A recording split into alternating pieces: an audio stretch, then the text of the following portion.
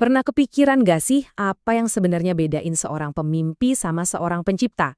Seringnya jawabannya itu satu, sebuah rencana, sebuah cetak biru.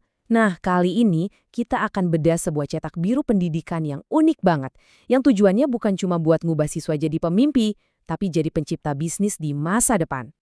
Iya, tentu saja. Semua itu mulainya dari sebuah cetak biru.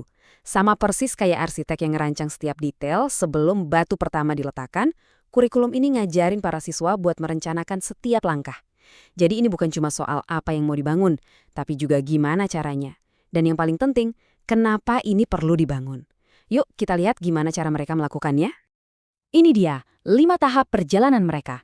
Setiap tahap ini membangun keahlian yang penting banget. Dan nanti di akhir, kita bakal lihat gimana semua ini nyambung jadi satu kesatuan yang utuh. Oke, kita mulai dari tahap pertama ya. Oke, tahap pertama ini, wah ini krusial banget.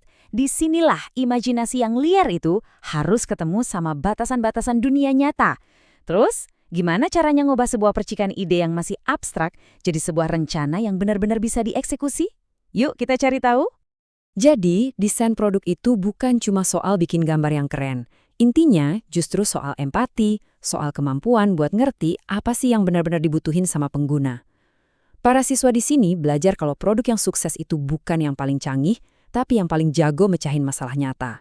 Coba deh bayangin, sebuah kursi yang kelihatannya bagus, nyaman banget, tapi gampang patah, atau harganya mahal banget. Siapa yang mau beli? Nah, kunci utamanya itu nemuin keseimbangan ajaib antara keempat pilar ini. Produk yang hebat itu harus bisa menjawab ya untuk keempat pertanyaan ini. Nah, setelah rencananya mateng, sekarang waktunya buat benar-benar berkarya, buat ngotorin tangan. Di tahap inilah semua teori yang ada di atas kertas diuji sama hukum fisika di dunia nyata. Ini bedanya jauh banget antara cuma baca resep sama benar-benar masak di dapur. Pasti ada salahnya, ada proses belajarnya, ada momen-momen frustrasi.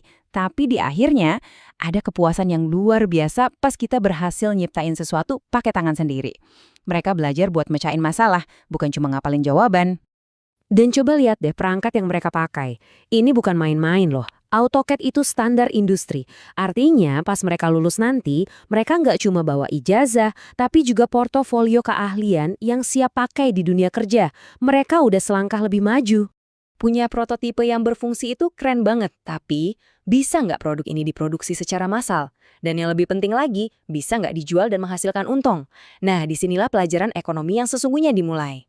Di tahap inilah, para siswa seolah-olah harus melepas topi seniman mereka dan mulai pakai topi seorang akuntan. Mereka jadi belajar kalau setiap paku, setiap potongan kayu, setiap jam kerja itu ada harganya. Dan harga itulah yang nantinya bakal nentuin nasib produk mereka di pasar. Dan ini bukan cuma soal biaya material aja loh. Coba lihat rinciannya. Ada biaya buat orang yang rakit, biaya buat masarin produknya, bahkan biaya sewa gudang. Ngertiin setiap komponen ini adalah satu-satunya cara buat nentuin harga jual yang bisa bikin bisnis kita bertahan. Oke, kita udah tahu cara bikin produk, udah bisa ngitung biayanya. Terus, pertanyaan berikutnya, gimana cara jualnya? Nah, disinilah kita pindah fokus. Dari sekedar bikin barang, jadi bangun bisnis. Perhatiin deh bedanya. Seorang desainer itu nanya, gimana ya cara saya bangun ini? Tapi seorang wirausahawan nanyanya, gimana cara saya bangun bisnis di seputar produk ini? Kurikulum ini seolah-olah maksa siswa buat jadi keduanya, buat mikir secara menyeluruh dari konsep awal sampai produknya ada di tangan pelanggan. Ini tuh ibaratnya kayak kita bangun pagar di sekeliling rumah kita.